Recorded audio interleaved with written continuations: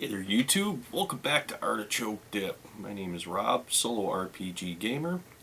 This video is going to be a little different. I'm not going to be talking about any particular game system. What I'm going to be talking about, and it's a comment on my page here, Artichoke Dip solo RPG page, and Lon Schaefer had posted where he feels like he's spinning his wheels and he's frustrated and buried underneath so much stuff that he doesn't have any time to really enjoy the hobby. And I wanted to make this video and talk about this because I completely understand where he is coming from. And before I started this channel, I had my solo RPG. And the reason why I enjoyed a solo RPG, I played in groups before. And I have played with, game masters that like to railroad you into their storyline, and they don't want you to deviate from it whatsoever. And have, had other players to where they don't want to hear any of your ideas or your suggestions because, they feel as if their character is the most important character in the game, and their input should be the only input that should be heard and nobody else's. So, I've been on both sides of the fence with this, and ultimately I've found that solo RPG is, for me, it's the way I love it, because I can create the worlds and the storylines, and I can alter the rule sets and everything to fit my game, and I don't have, a game master or any other players with to be able to intersect their own ideas, opinions on that, which makes it very enjoyable. But with that being said, the one thing I can say is before making this channel, I had my game systems that I enjoyed to play frequently, which was 2nd edition D&D, which I still love and I still play. Palladium Fantasy and Tunnels and Trolls, to name a couple. And once I started this channel, and people started giving me comments, and they said, hey, what do you think of this game system? What do you think of this game system? What do you think of this game system? What do you think of this? What do you think of this? What do you think of this? What do you think of this? And so at that point I started researching, and I started purchasing, and I started really building up a good foundation to make some videos and to be able to, get to everybody's comments and try to do a video and get those out there. And what wound up happening to me is I had so many game systems that I would literally get up for work, make my coffee, and I still remember this. My desk was literally piled with books. And this is before I rearranged the whole room and I redid everything. And I had it out of camera sight because it was a mess. I mean, there's books everywhere. I had stacks of papers. I had notes of ideas that I came up with, and then I would have to leave for work and I wouldn't get time to finish them, and then later on in the evening when I'd come home, after I would settle in, I would sit down and I'd be like, okay, pick up this game system and trying to get used to these rules and get this underneath here so I can make a video for this and so on and so forth, that I had gotten buried and I'd gotten burned out. And it was at that time that a realization hit me, and I realized, okay, I got to change the way this is going, because this is not fun. And the reason why I do this is because I enjoy to do this, and this is fun, and I don't want this to become a chore. And if it becomes a chore, then at that point I'm going to resent it and then hate it. So I redid everything. And I changed everything around. I changed the room around it, the layout, where the table was, how I did my game systems, how I kept them organized. I went through and I redid everything, and I want to talk about why I did that. And so for a lot of you out there, you're probably feeling the same frustration, right? You got this game system, you've gotten through the character creation, you made characters, and now you're sitting there going, now what, right? And maybe you're struggling to figure out, where do I begin? How do I begin? So then, like, I've done my due diligence and I've gone online and done my research and found that there's other channels popping up with solo RPG, and there's more than just me as a talking head on YouTube talking about solo RPG and other systems that are out there. And I kind of felt somewhat responsible, not fully responsible, but somewhat responsible for Lon Schaefer's comment, and I thought, okay, I need to do this video and get this out there to explain it. So if you ever notice with my videos, one of the things that I have changed is I will now talk about the system. I will talk about the character creation. I will talk about how the game is laid out, the aspects, and to do a demo of it so you can actually see how the game plays out. The reason why I do that is so for you, you can see it and make a decision if this game is right for you or not, and before you purchase it. Because trust me, one of the worst things that have happened to you is, and it happens to every gamer, that is you buy a book and you have high expectations for this particular game system or this book, and then once you get into it and you begin reading it, you find out that it just did not capture your imagination like you thought it was going to, and then at that point it gets shelved and it sits and it collects dust, or it gets resold and it's gone out of your life to be replaced by something else. And it goes back to the old saying, buyer beware, when it comes to that. Now, obviously, game manufacturers go through great lengths to put these cool illustrations on the book to really get us, the gamers, interested in it and seeing this, because we want to engage with this. We want to be a part of this. We want to be a part of the story. And we want to have that experience, and we want to be able to take away and have that grit in our teeth from the battle. And that's what an RPG system should be. Not all of them are the same. And so what you have to really ask yourself before you buy a particular genre of RPG system is, are you the type of person that if you had a Saturday afternoon to sit on the couch and watch a series of movies, would you rather watch Lord of the Rings or would you rather watch Lethal Weapon? And you can weigh those out. Now, if, you enjoy action and suspense, then maybe at that point, D&D or basic fantasy may not be for you, because it's going to lean more towards the Lord of the Rings, right? And then at that point, maybe you want to lean more towards the Call of Cthulhu. Maybe you want the suspenseful action and the gunplay and all of that. And I can't answer that for you. Only you can answer that for yourself. So, with that being said, there's a few things I'm going to talk about here, and I hope they help you guys. I really do.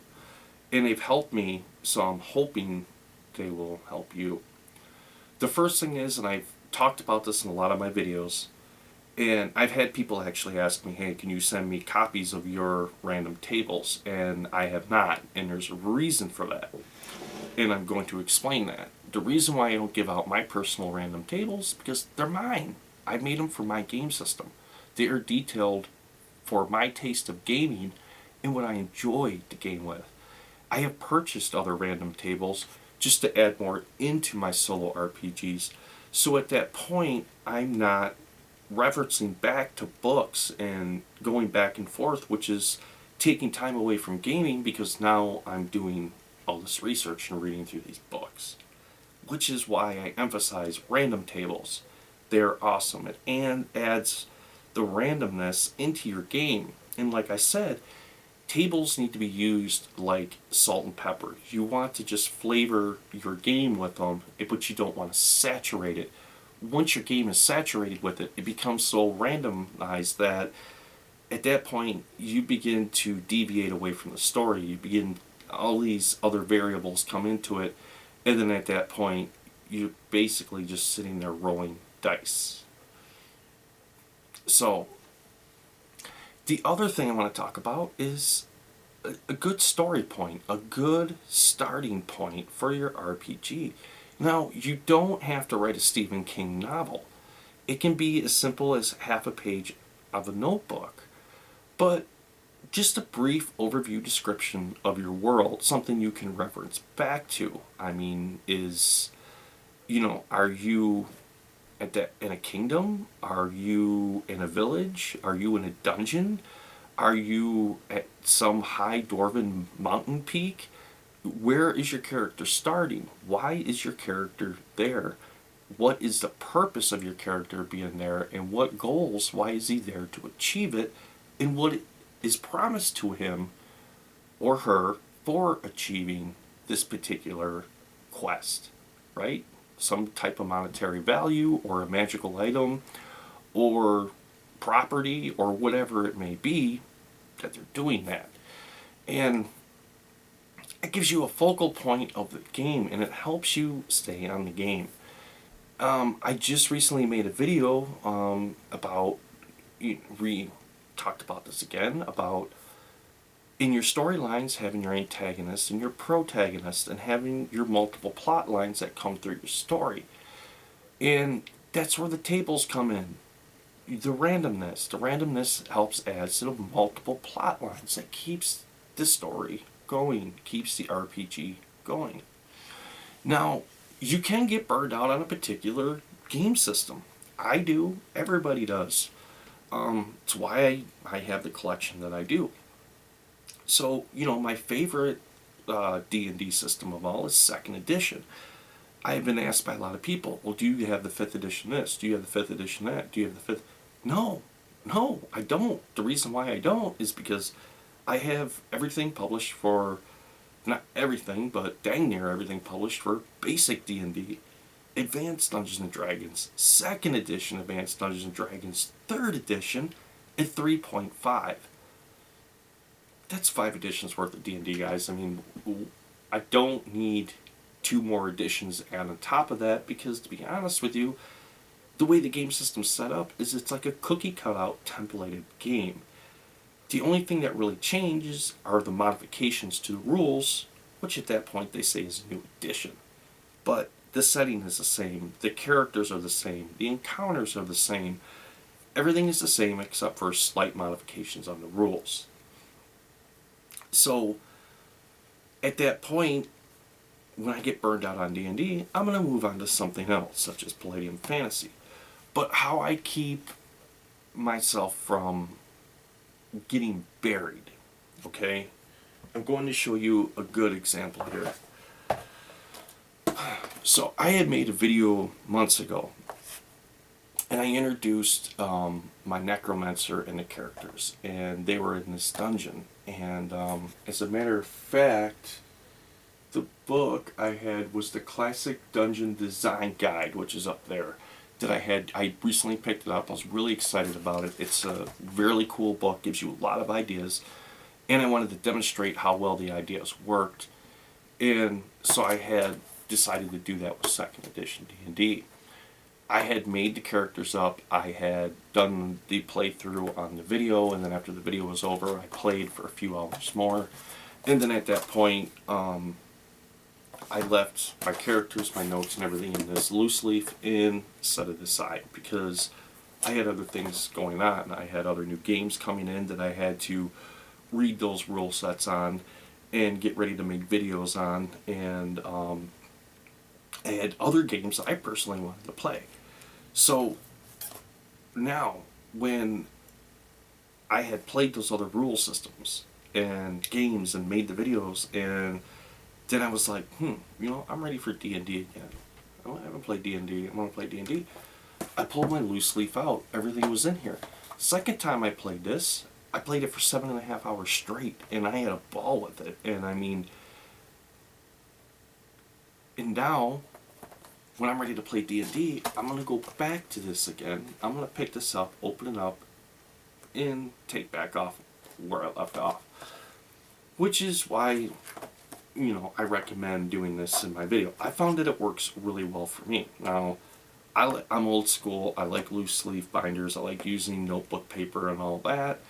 And I know in the day and age in which we live in, a lot of people store the stuff on a computer, which is no problem. As a matter of fact, that should make it easier, because at that point you can make more folders and be able to store more stuff than what I have limited on a bookshelf.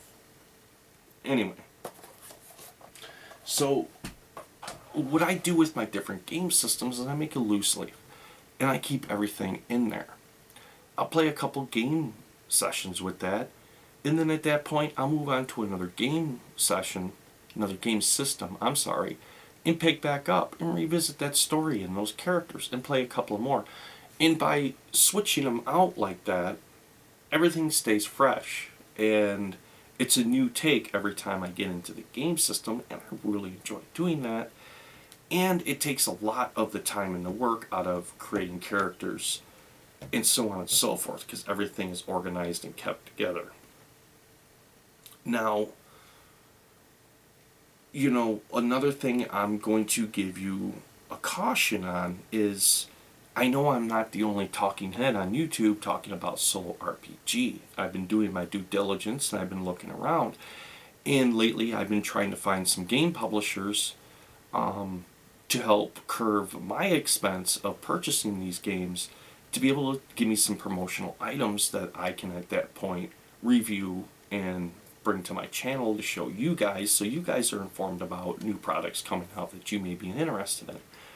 And in doing this, I have found not only more YouTube pages about solo RPG, but I also found a club of actual game designers, board game designers, and RPG designers, and everything like that.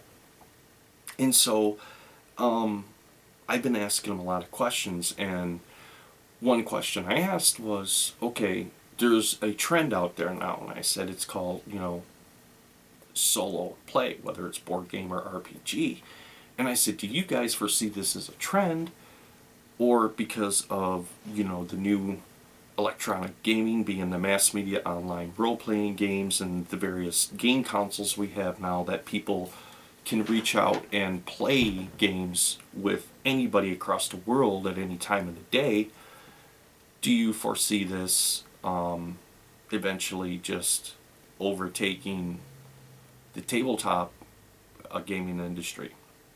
And they told me, they said no. I said, believe it or not, the solo aspect of tabletop gaming right now is big, it's huge, and it's going to keep expanding and keep going well into the future. I said a lot of the games now coming out on Kickstarter not only incorporate multiple player, but a lot of them are advertised for single player, whether that be role-playing games or board games. So solo RPG, it's basically going to be the future. I foresee it as the electronic gaming gets larger and larger, and less people want to get together and game at a table. It's going to be down to those few who really do want a game, who really enjoy it. People like me who love the hobby. I love designing the dungeons, and I love collecting the minis and actually setting the dungeon up and having this 3D representation that came out of my imagination on my table to be able to play,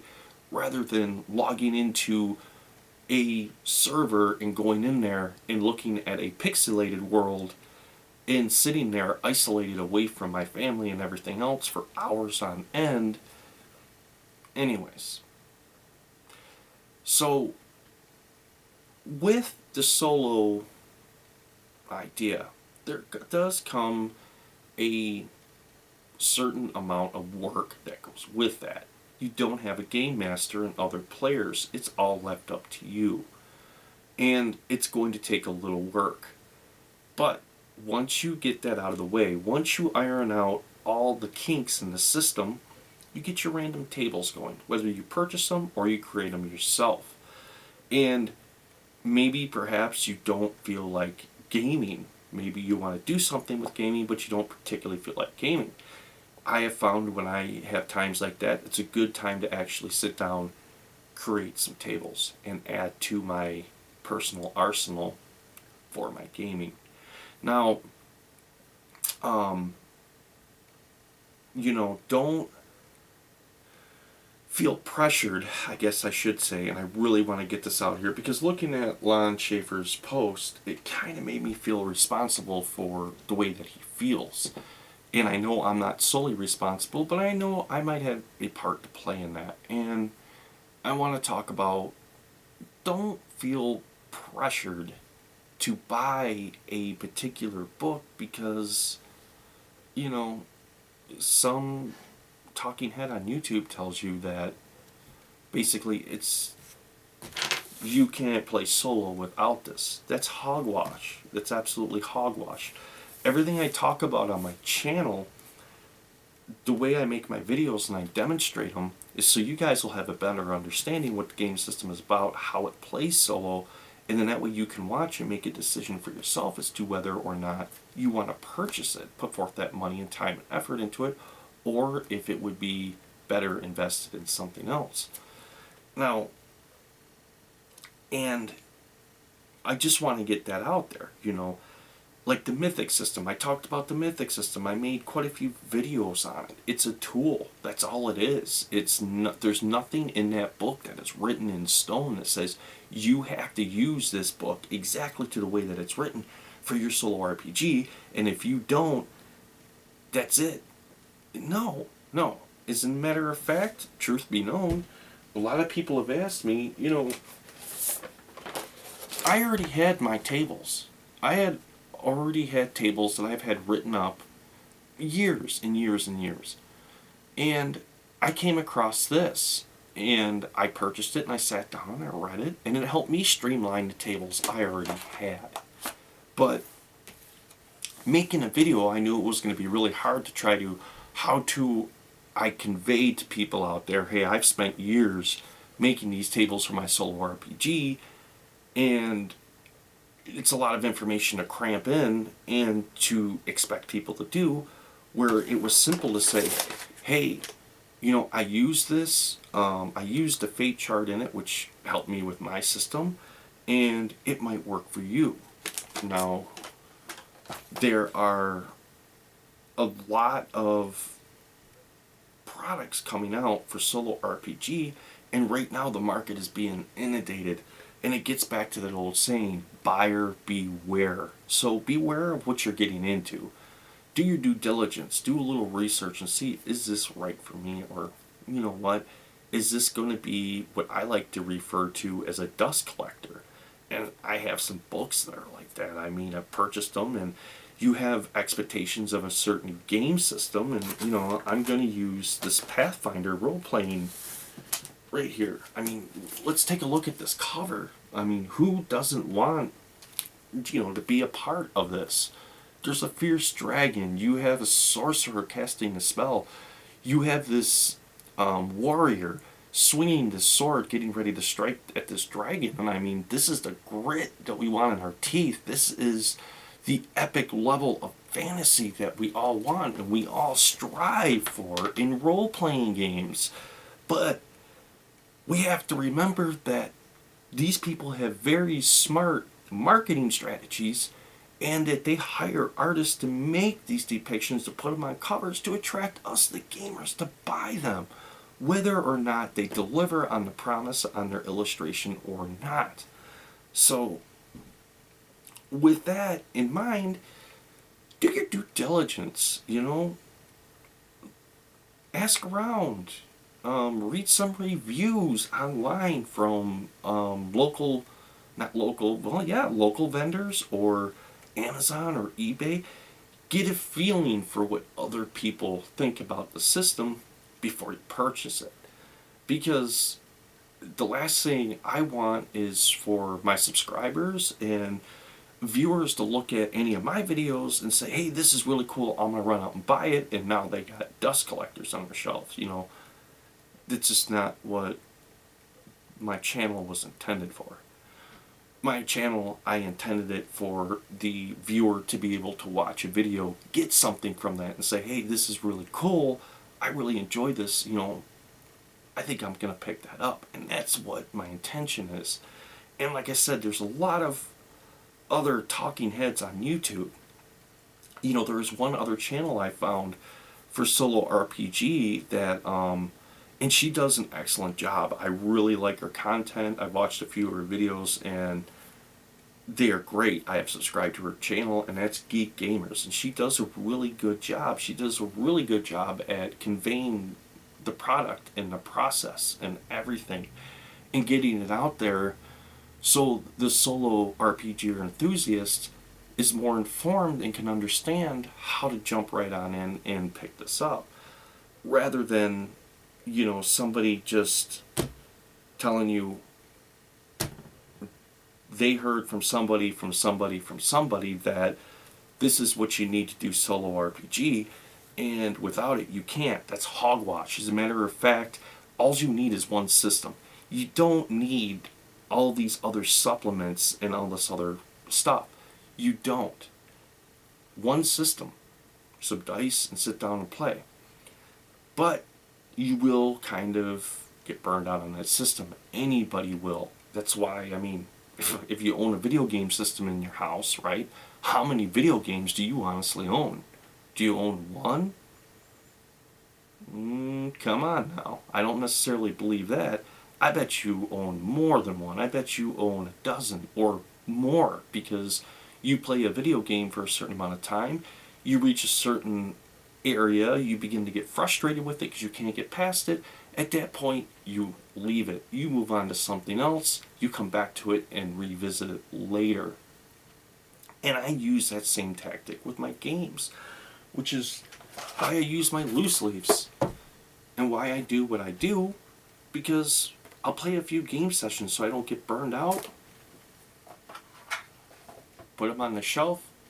At that point, go to my next one, and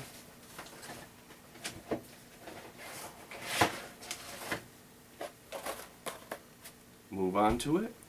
And then when I'm done with that, move on to my next one, and so on and so forth. Now, so we've covered talking about having a decent story, and talked about the importance of tables. Really, they are random tables. Making your own specific tables, they are really important to solo RPG guys, because that essentially is what acts like the game master to give you the randomness in it.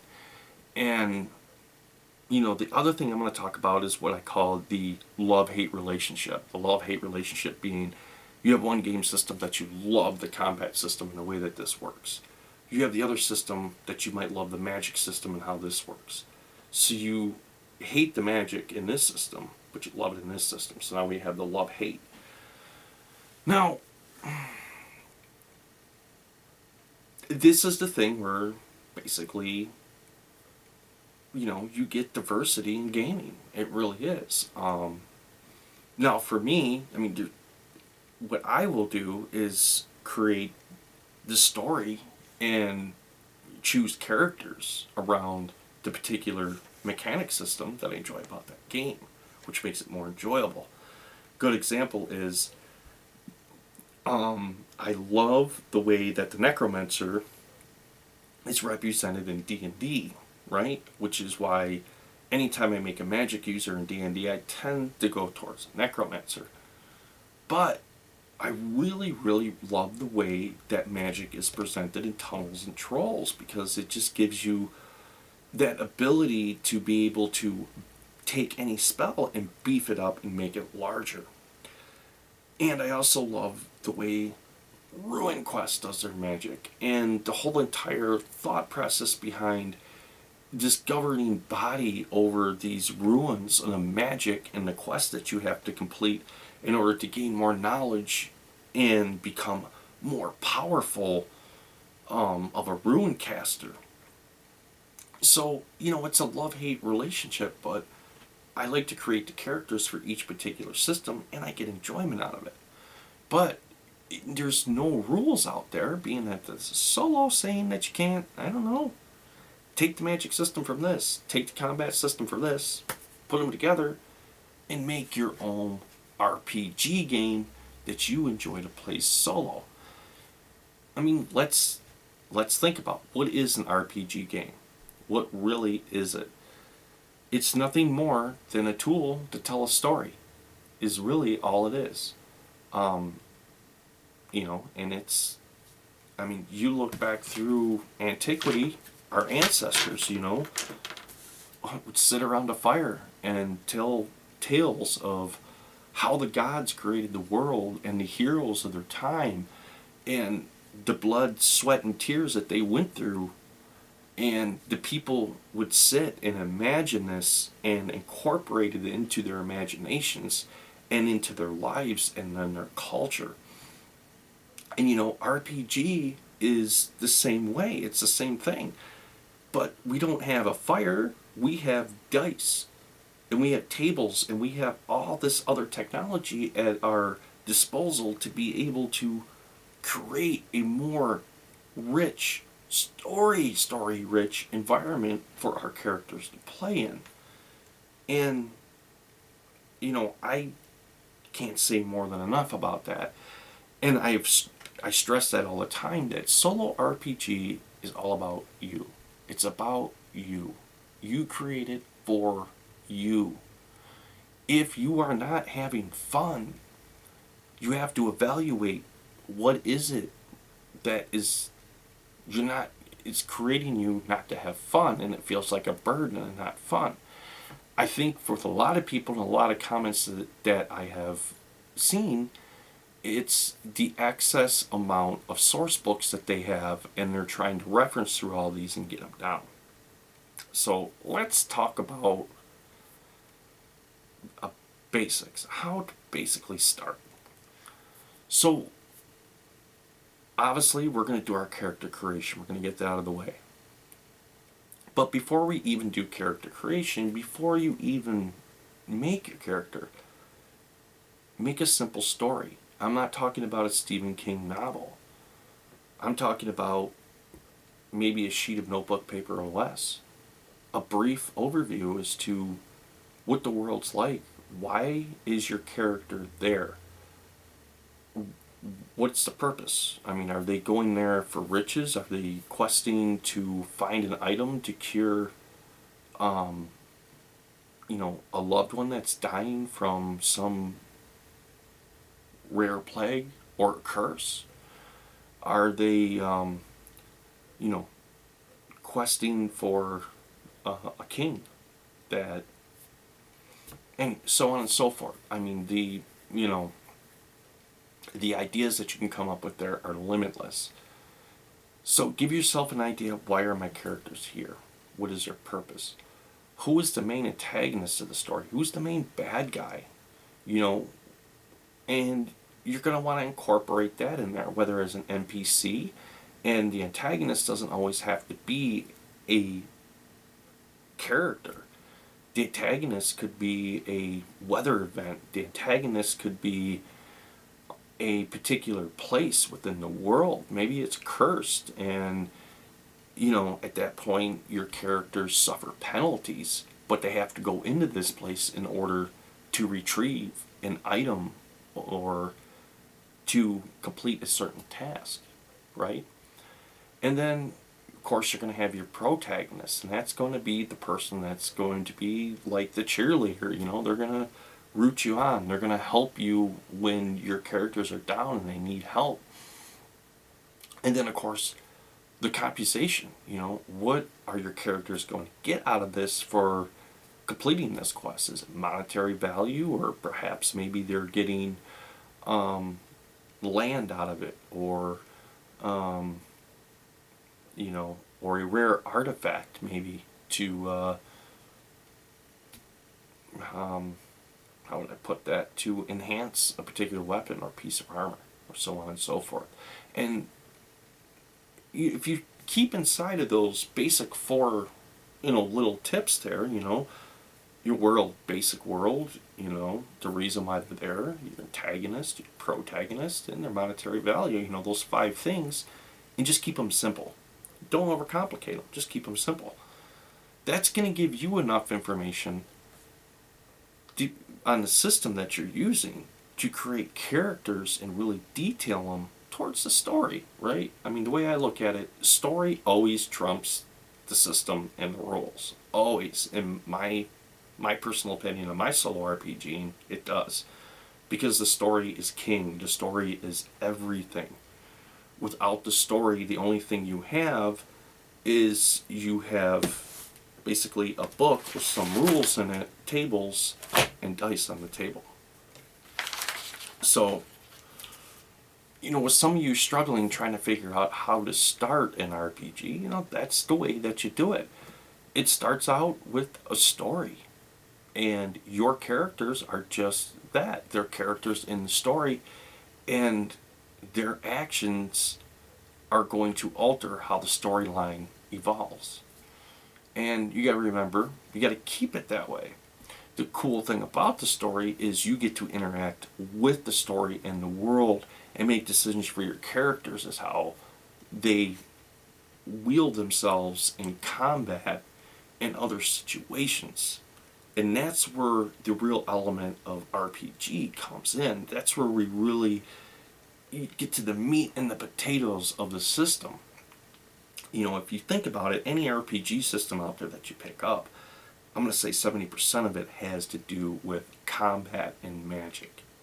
Any other 30% is pretty much referencing tables, is really what it has to do with. Building your character and your spell list, and at that point your equipment and your encounters. But there is nothing in the book about the story.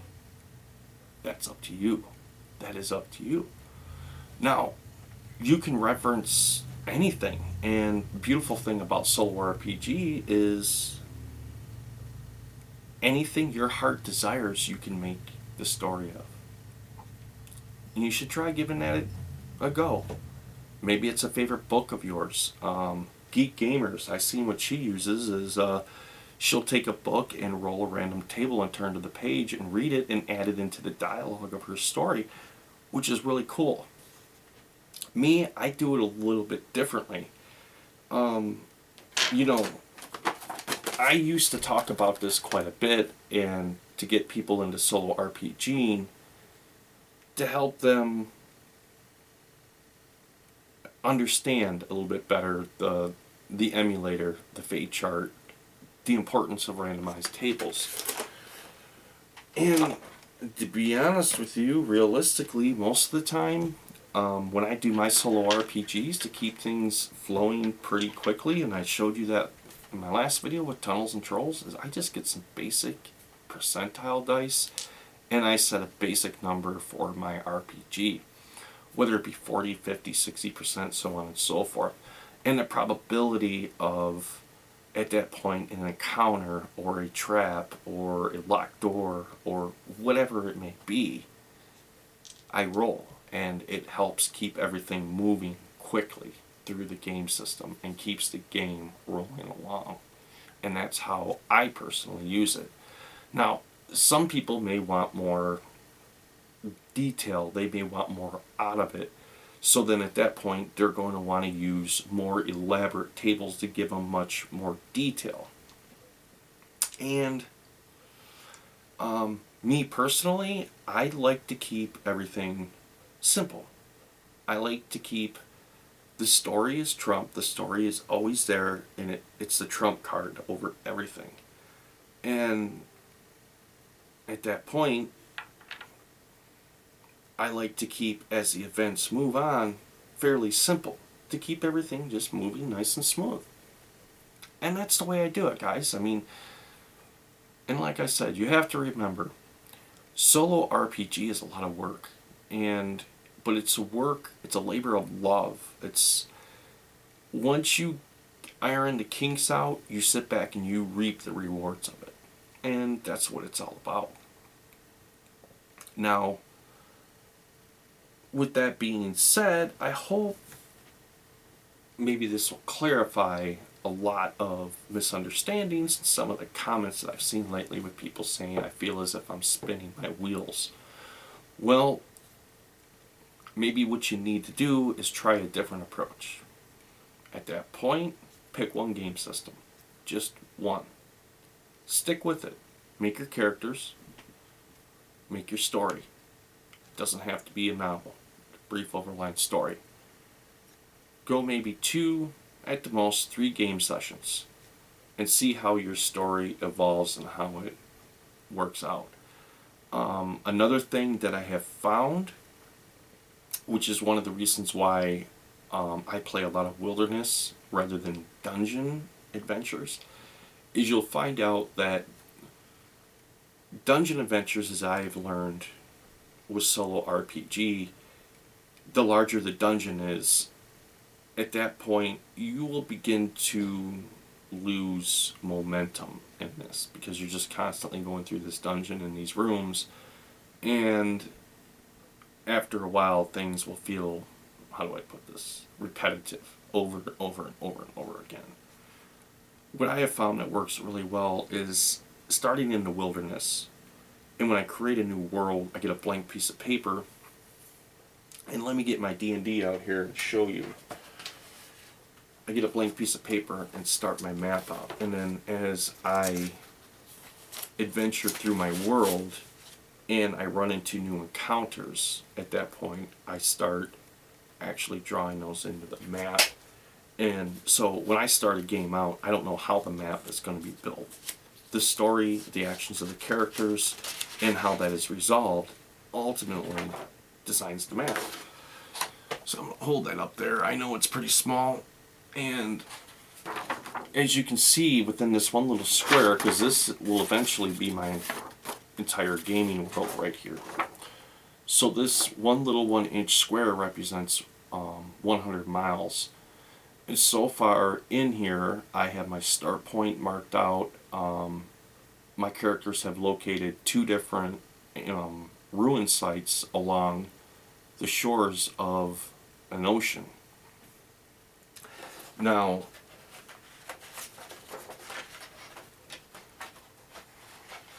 put that back in there. That's the way that I do it. Now, you could use already ready-made maps and put the maps out there and just use those. There's nothing wrong with that. I did that for quite a while. But the one thing that I have found, especially with solo RPG, is when you use other maps, at that point you do have to alter your storyline to fit into the certain geological locations on the map, and sometimes that will either overcomplicate or enhance. It just all depends on the game. And it's solo RPG. It's what I love about it. So I'm hoping this video here that I call Tabletop Talk will help a lot of you solo RPG enthusiasts kind of get everything sorted out if you're kind of spinning your wheels and figuring out where to go. And so try that. Do me a favor. If you're sitting and you got a big pile of books next to you and you're looking at it and you're just feeling weighed down and it's feeling more like a chore than fun, pick one system out of that book, ditch the rest for the time being. At that point, write a story up. Something you'd be interested in doing. Something that you could really, really, really, really wrap your mind around and want to imagine adventuring into. And keep it brief. Keep it short, sweet, and then create your characters to fit into your storyline. And at that point, populate that world with the encounters in them books and move forth.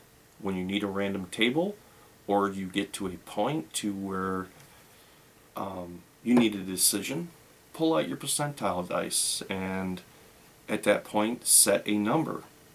Like I said, whether it be, for me, if I'm using D100s, I'll say 50% is my, the center point, obviously. Anything that rolls above 50% is a high probability, and anything that rolls below it is low. Very simple. And it keeps everything moving along quicker, so you're not rifling back through books everywhere. And don't forget, keep some paper by you. Just write down your notes as you go through your sessions to be able to go back through and recollect how the story has progressed, some of the NPCs you may have met along the way, the encounters you've had, the treasures you found, so on and so forth. Give it about 3 sessions. Then at that point, put it in a folder, close it up, put that game together, set it aside, grab your next system, pull it out, and try that with the next one. Do about 2-3 sessions. Close it up, put it aside, pull this one back out, and go back into it. And I think you're going to find by doing that, you're not going to lose interest as fast, and you're going to find going back to it is kind of like going back to that video game that point where you got stuck and you got frustrated and you went on to another game. And then you pop the disc back in and go to the save point and you're like, oh yeah, I remember this. I remember I got stuck here. But that time, something's different. And what's so different is you notice something that you did not notice before because you were frustrated, and you get past that point and the game is fresh again and it's new, and you keep advancing through until you hit another point that frustrates you, and then at that point move on to another game.